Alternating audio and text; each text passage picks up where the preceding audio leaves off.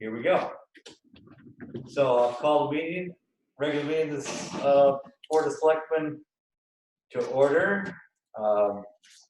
First thing is agenda additions. I had a couple, Memorial Day, Town Beach, and I think Priscilla had a report on the farm markets. So is there a second to those? Second. Any discussion? No. All in favor? Aye. Next communication, we have had a lot of communications back and forth about the COVID virus things and what people can do. And again, it's been great to hear from everyone. And they're encouraged to again contact us through the office and contact the town, various other agencies that are helping out and things. So again, it's been great to get all the communications and get everybody working on things. So any other communication? Well, I think we should thank all of our Cornwallians who are making the masks. My Yes. neighbors have been working on them for 2 weeks, and I'm wearing one that Sam Wilson gave us. It looks great. Thank you. Yeah, so yeah, we can get right into that. I mean, this is a little unusual that we're all wearing masks, but these are very unusual times, and I think as a expression of solidarity with the people that are having to wear these now at some risk because that's their job, either in hospitals or response. Again, it's very important that people take the recommendation seriously, not so much for the wearer of the mask, but the people we may be asymptomatic and not know. And we certainly want to keep the numbers of people in the hospital. And again, the stories of people, this is not an easy thing to go through, and we're trying to keep the numbers down. And even if we look a little bit strange, that's fine. We'll be glad to look strange if it helps keep one person out of the hospital. And again, trying to, the heroic people that have been doing incredible things in New York City and the hard-hit areas to the south of us, where we all have friends and relatives, is really amazing. Again, a long tradition of American heroes. A new group has come to the fore, and again, we salute them and all they're doing to try to make the best out of a very difficult situation. Here locally, we've been doing our best to maintain town operations, and thanks to everybody that's been working with us. And we have been meeting regularly with our unified command, with our social service agent Heather, Deneen, and Diane Beebe has been doing a great job coordinating our efforts, getting us all the latest information from the state. And Joyce Hart, and with the ambulance, and Fred Scovel with the fire, has been great, trying to adapt to these new situations and be on call 24/7. It's a lot to ask, and residents have been really grateful. We've been delivering quite a bit of food and medicine to people. We've been getting a lot of donations to the Food and Fuel Fund, and it's been a lot of mutual support, which I think is really the only way forward to get past this. And you think about the long history of this town and the things it's endured right from the start. We will get past this, and but it will take a lot of community effort and everybody working together to do that. So anyway, thanks for so many people helping out. And again, this is the week of the mask, so we have a mask drive. We've had people drop off homemade masks here at the office. Kate Tyson is our mask coordinator, both coordinating the production and the distribution of masks. If people don't have them, we have some here that are made. They even come with instructions. And again, thanks to her for pulling that together. on our last letter out on Monday, there is a good part in there. There's a link from the CDC about covering your face, why it's important and different ways to do it. And so again, there's a lot of good resources out there from the CDC, from Cornwall Health, and others about how to deal with this with facts, not fear, but what you should be doing. So, are there any questions from the board about what we're doing? We try to be as out there as open as possible and tell people what we're doing. A lot of this is not original ideas, but again, we're trying to implement best practices to keep everybody as safe as possible. And it has changed everybody's life. It's touched everyone. And we're trying to, again, do things that maintains our operation, maintains our community. And a lot of times these kind of crises can bring communities together. So any questions from the board on what we're doing? That we have a couple of things later in the agenda which will be touched by this also, but any updates, any thoughts? Thumbs up? Thumbs up. Thumbs up, good. We'll keep on keeping on. Good. Yeah, one area that again will be different this year will be the town budget process. The governor again gets, in my mind, a lot of credit for twice a week we have conference calls with the governor and his staff, with all the municipal leaders that go on, and he's heard a lot of concerns of how you do things, and they've again trying to give towns the authority to keep their business going with balancing out a bunch of different things. And how do you do this with, again, discouraging public meetings, but keeping people involved in the process. So one of the things they have done is ordered that there not be any public meetings that have to do with the town budget process. So we will have a different type of budget process this year. There's a couple of things that we will put up there. And so as far as, according to the governor's executive order 7C, he's up to 7S by now, but on 7C, he said in the middle of March that the town budget will be passed on positive votes of the Board of Selectmen and the Board of Finance. It does not have to go to a town meeting. So that, with that in mind, what we had scheduled was a budget hearing on the proposed budget on April 24th. That's a Friday. The Board of Finance is meeting next Thursday.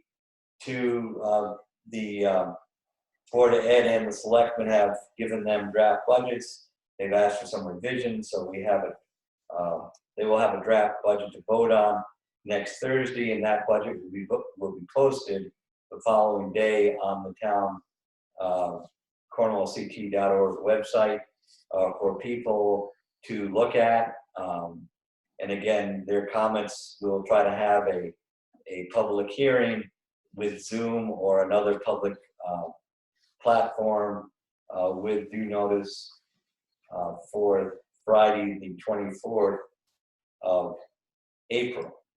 So that will be the chance for public hearing. And again, people can feel free to write the selectmen, write the Board of Finance, email.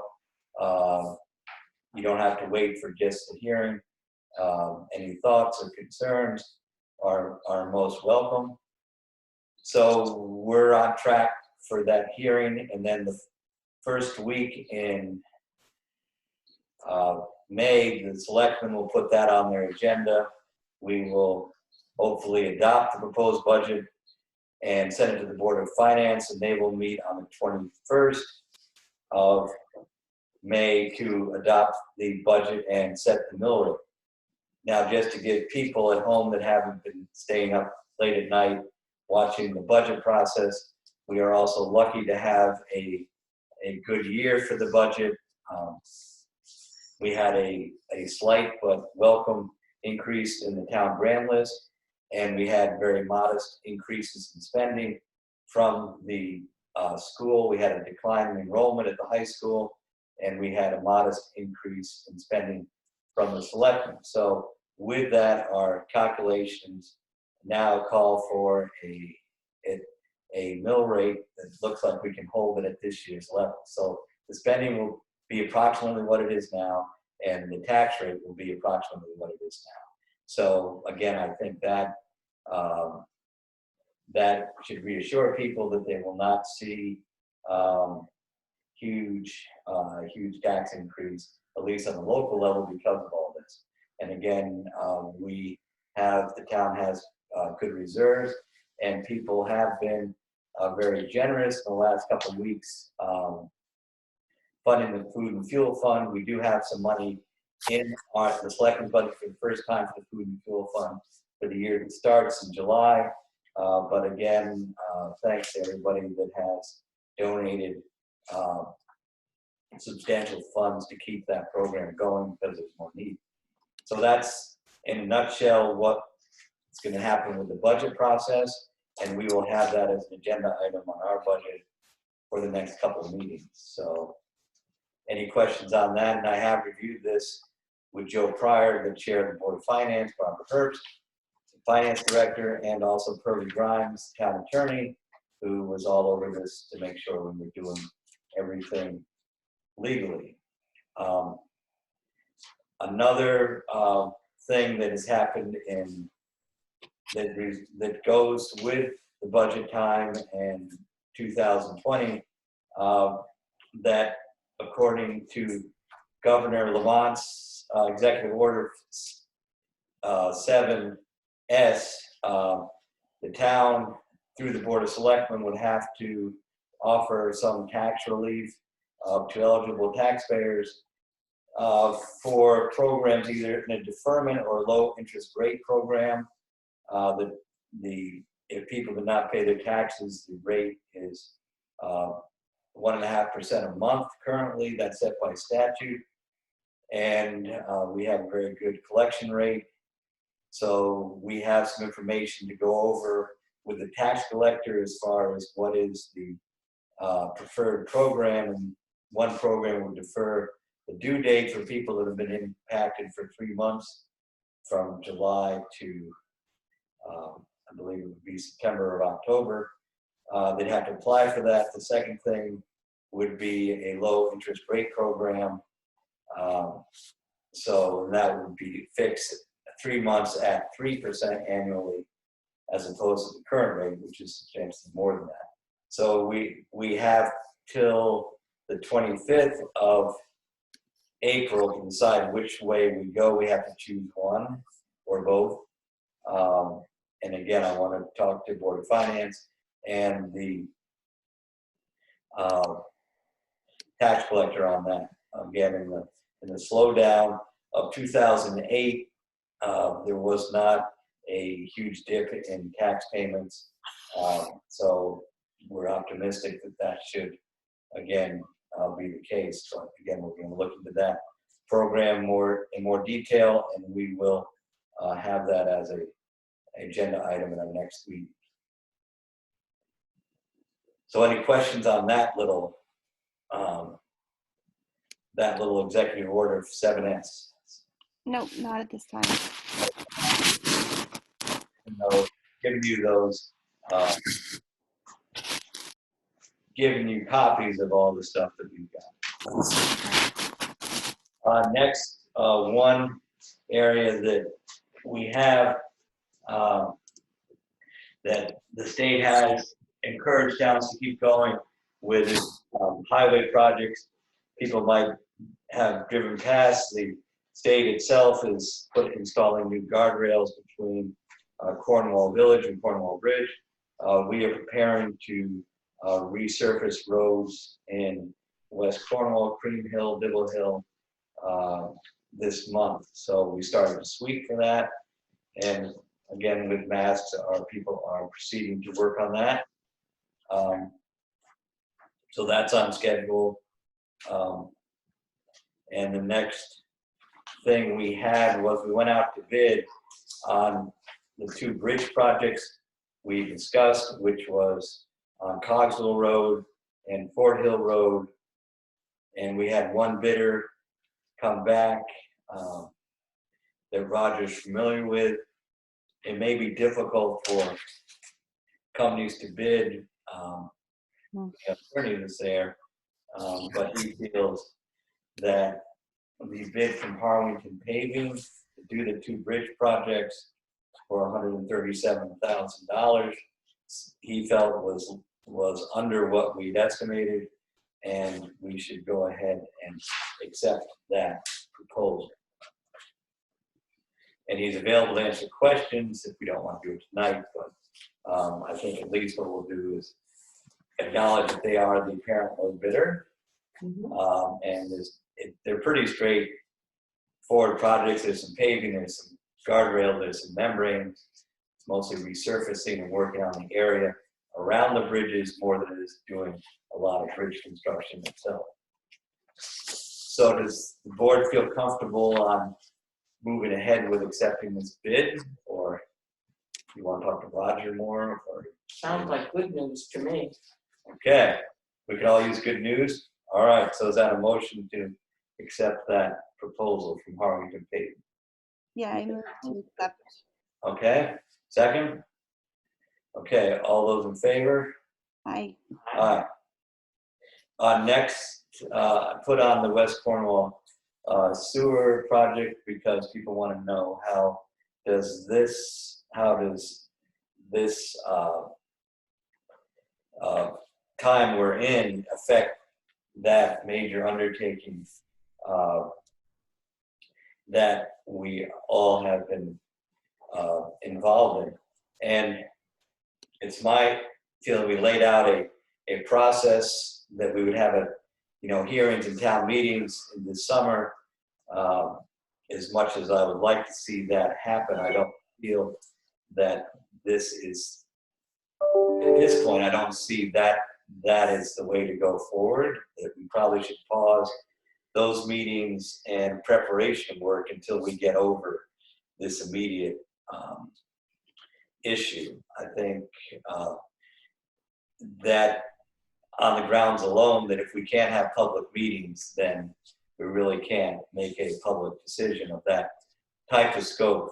I would look at this as a pause until the emergency is lifted, more than I look at it, we're canceling the project or anything else. Have we heard back from the USDA? So I think there's 2 issues. One is the whole process. Are we on track to go to a summer town meeting that would require meetings and preparation? I don't think we're still on track for that, but I think Steve McDowell, the engineer, has heard back from USDA. They have some questions for him, and I would like him to continue to get to work with them, because he doesn't need a meeting. That's basically information gathering, and we would like to get that number as far as what the federal grant would be. And who knows if there is, in my mind, there may be a big infrastructure program as a result of this economic slowdown that may happen. So maybe this may be even a better time to do the project going forward than we thought. So I would like to see him continue with that and get as much done with USDA as we can. Todd Piker, the chair of the sewer study group, is planning to do a Zoom meeting next Tuesday where these things will be discussed. But I just wanted to talk to you both before, and just to let you know what I was thinking, that we're sort of, we're concentrating on getting over the virus before we really can have a public process that worked. I think it worked well last summer, but a lot of participation, and that's really what we have to have on something that's a major deal like this. Yeah, agreed. Yeah, so anyway, and we'll participate in that meeting on Tuesday, but I like the idea of the pause button on the process, but let Steve continue to try to work on getting some answers out of USDA. So anyway, that's as far as I got with that. I did talk to Todd, and I think Steve McDonald is going to get a report to the committee and to the selectmen within a week as far as his findings and things. So we'll get some summary coming forward on that. John, do you have a tax refund? Yes. And again, thanks, John. He's been holding the office together. We did not have this in his job interview. Came and handled a epidemic, but he's been a really Nice surprises, eh, John? Yes, thank you so much. Yeah, John has been great, and Vera and the crew in the town office. Barbara's been great here every day. And again, thanks to the guys at the transfer station, the highway department. Everybody's doing their jobs, and there's That's awesome. and everybody's adjusting. And again, but John's been working overtime, keeping things going. Okay. Thank you. Right, so we have two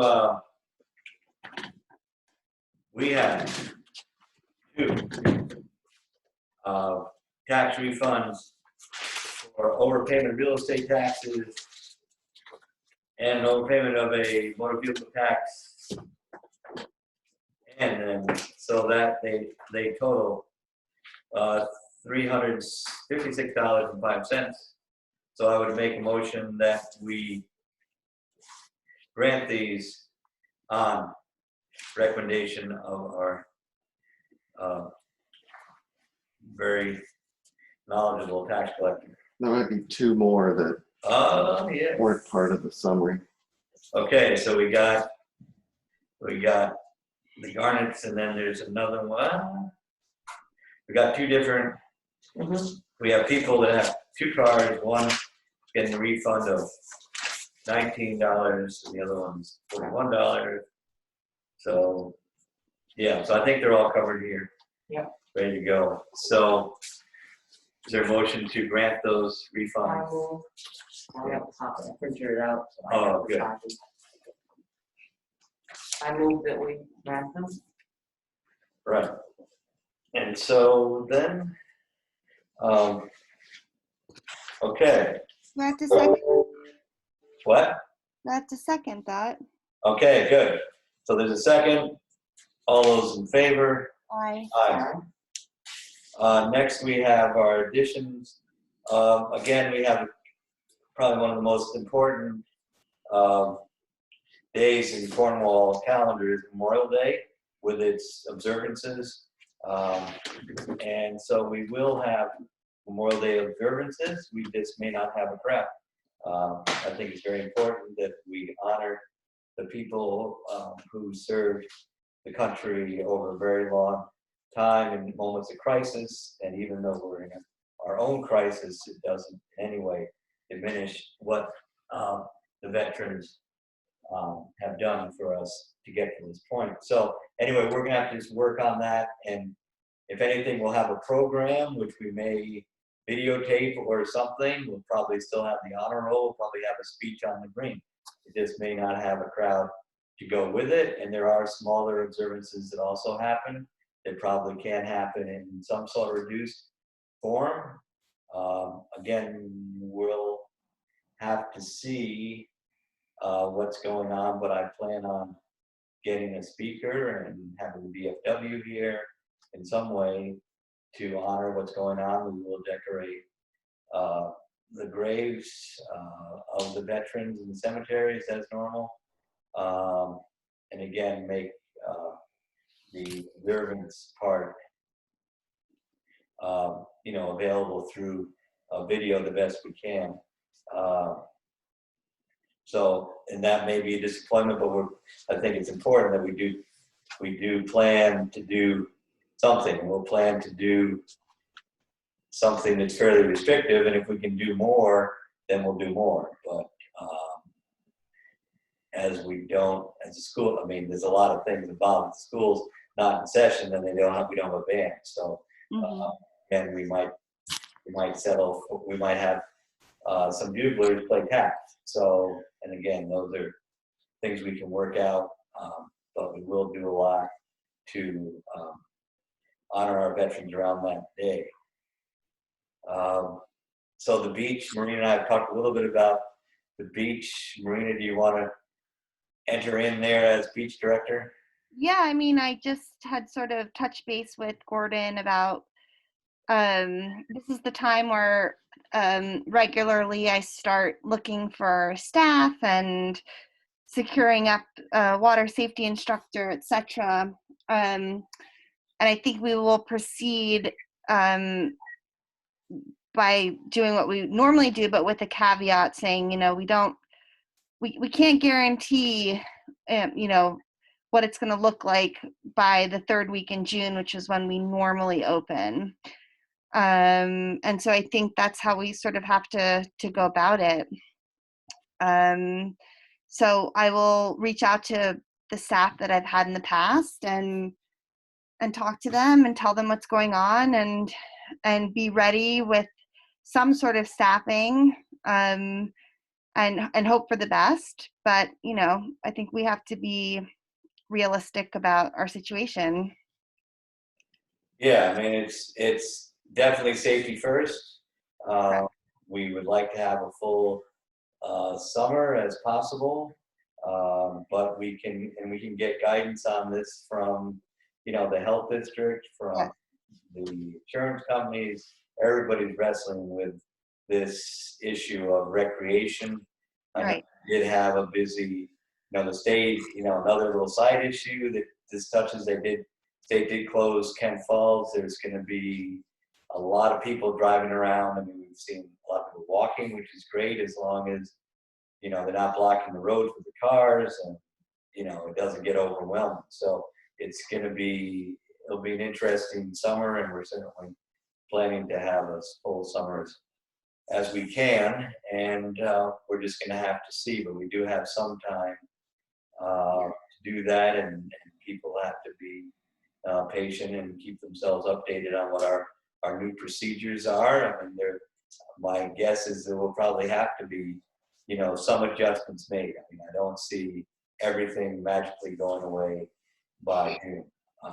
It'd be nice, but I think we're going to have to plan to keep it as safe as possible, and we may have to limit numbers there or something like that. Yeah, I forgot to mention that was your point about seeing what we could do to, add some sort of, a difference in procedure or regulations. And also, Priscilla, I told Gordon that I will be reaching out to the other towns to see what they're planning on doing in terms of like their summer youth program.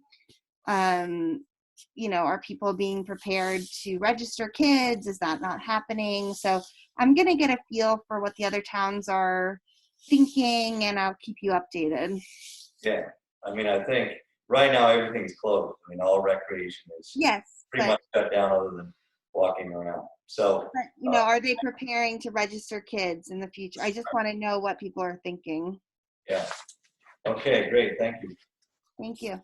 Priscilla, you're our farm market person. The liaison. Selectman. You've been working on that. Yesterday, I spoke with Patty Bramley about the farm market here on the village green.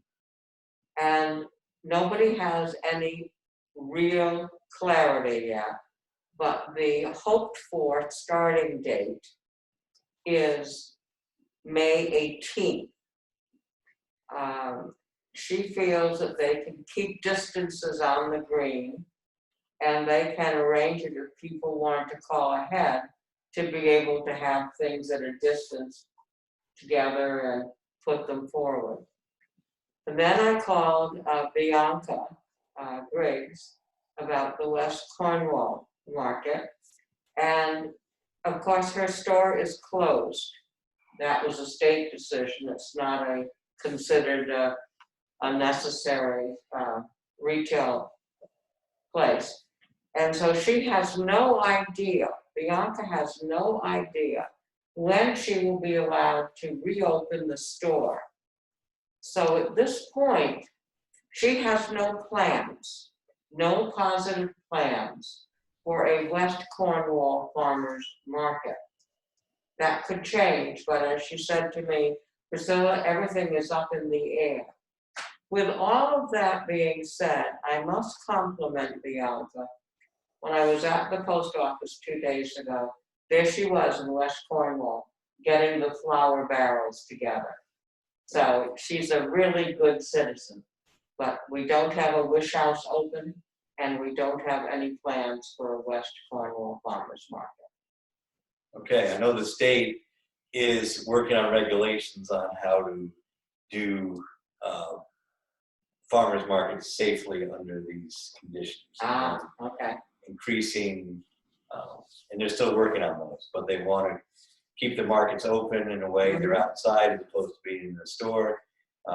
They want to separate vendors more and more. They're still keeping, I believe they're still having farmers markets in New York right now. Yes, Again, yes, they are. but they're doing a lot of hand sanitizers, a lot of gloves, a lot of one person takes the money, the other, and there's no touching produce. You just have everything bagged up and you take it and go. It's grab and go. It's not sit around and talk. So they may limit the amount of customers. So anyway, so UConn is working with the health people on trying to make things safe as possible. In the same way they're limiting the amount of people that can go into stores. That's another thing. Right.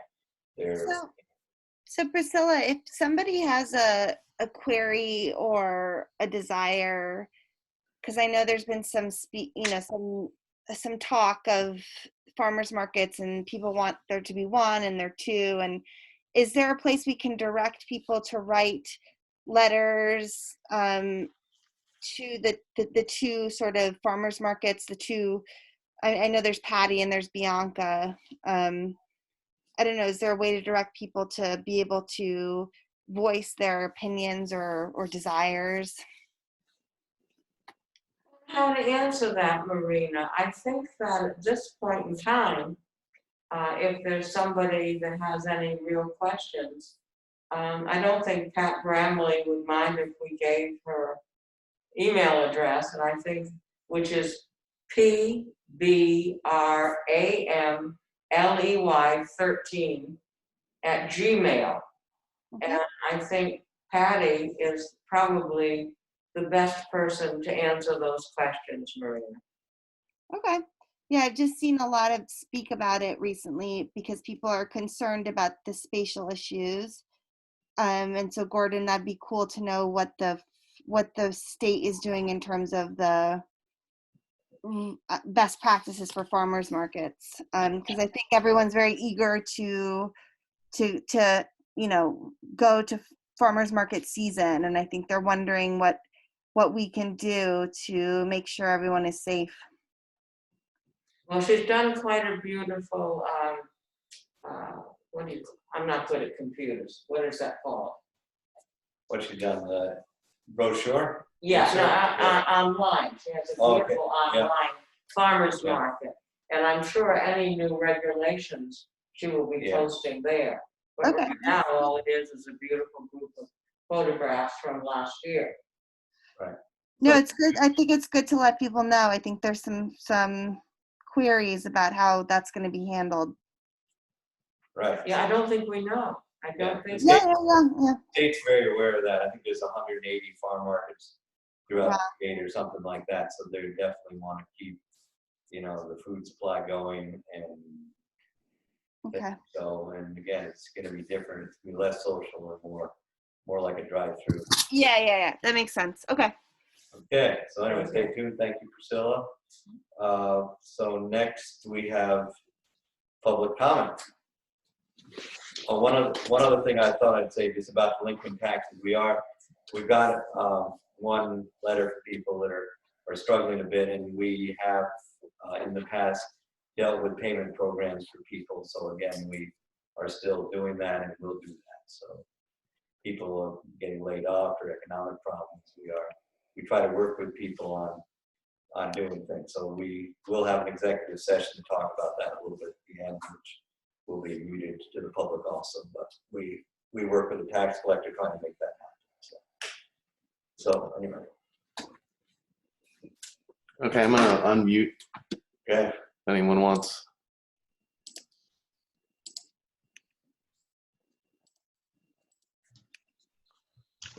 See Diane, did I see Diane Beebe there? Do you want to, our emergency management director is watching all this. How are we doing? We're doing very well. I think overall, given that we still only have the one case in Cornwall, I think we're doing extremely well, that all of the distancing is working very well for the community. We've been working with fire and EMS, working on PPE. That still is a struggle. But we've been reaching out to the state agencies to make sure that we can get the materials that we need. So that's moving along nicely. We've got full protocols in place for everyone to keep them safe. We were thinking about maybe, addressing it in some of the letters that for our citizens, if they do call EMS, to not be disturbed if we show up with masks and gowns and face shields. It's just for everyone's protection. So we probably want to do a little bit of a reach out there to make sure that folks aren't concerned if it looks like somebody in a spacesuit's coming through the front door. We don't want them to be frightened by that. But overall, things have been going very well.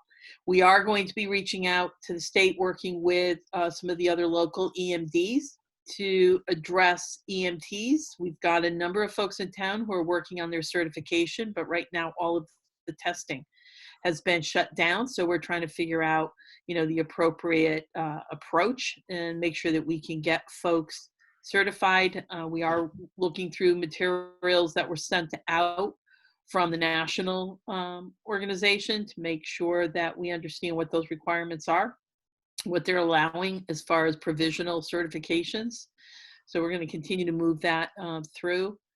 Again, that's, heaven forbid, but we do have a small emergency group here. So if somebody did become ill and we ended up having to quarantine some of our EMTs or fire, we do have mutual aid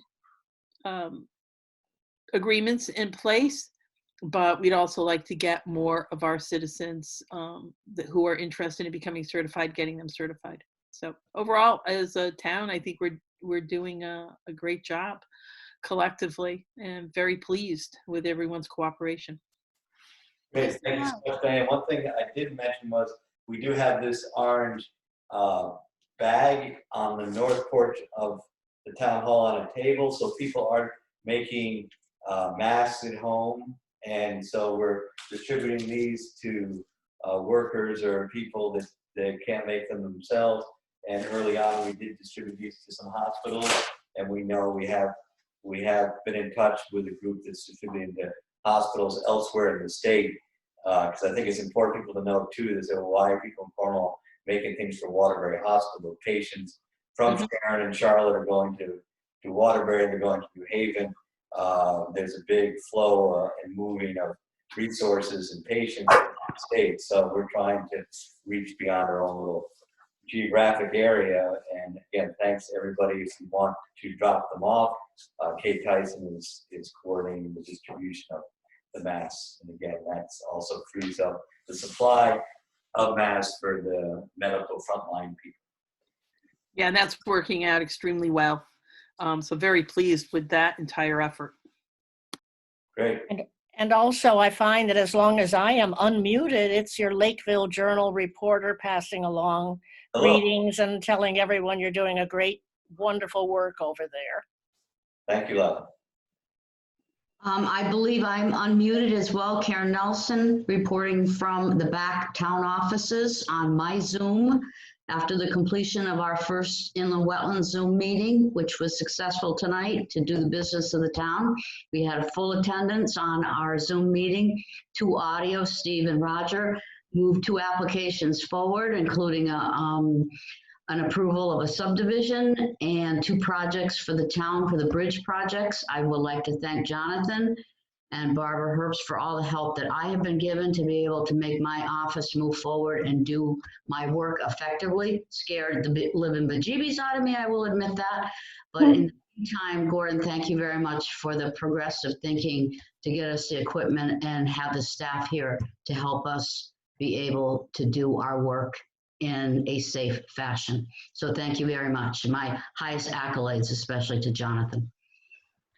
Go Jonathan. Thank you. Yay. Okay. Any other comments from out there in cyberspace? Okay, anyway, thank everybody for watching and staying in touch. And again, our little slogan is apart together. So nobody's isolated here. We try to keep everybody in the loop. So anyway, thanks for checking in. Thank you, Gordon. All right, you're more than welcome. Okay, so with that, we have to pay bills, which probably is, people can watch us pay bills. It's not that exciting. Then I'll make a motion. We go into executive session and talk about delinquent taxes. I was gonna suggest maybe we just have Marina just call in on the phone Yeah, for the executive session. Okay, I can do that. great. Also, do I have to come in and sign the bills tomorrow? Let's see, no, because if Priscilla signs them, that's enough to get them going, but at some point, what we can do is, if you don't want to come here, we can have, probably Barbara can email you the manifest. So Okay, see what, okay. what we're doing, keep your eye on it. That'd be good. okay, sounds good. Okay, great, all right, good night, everyone. I'll call you in a second. Bye. Thanks. Okay.